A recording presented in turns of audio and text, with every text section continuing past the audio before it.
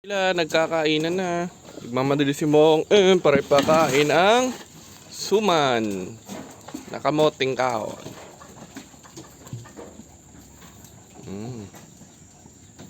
Yan, pagpasensya nyo na kasi under renovation din yung ano natin dito, pakainan eh.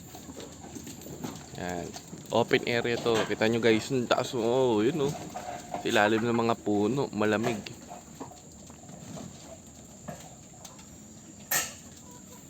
Yan. Yan.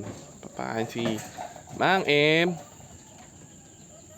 Kompleto. Solve. Meron pang hindi pumunta? Meron pa doon. Mga ano yung mga maliliit doon na. Stay. Sarap.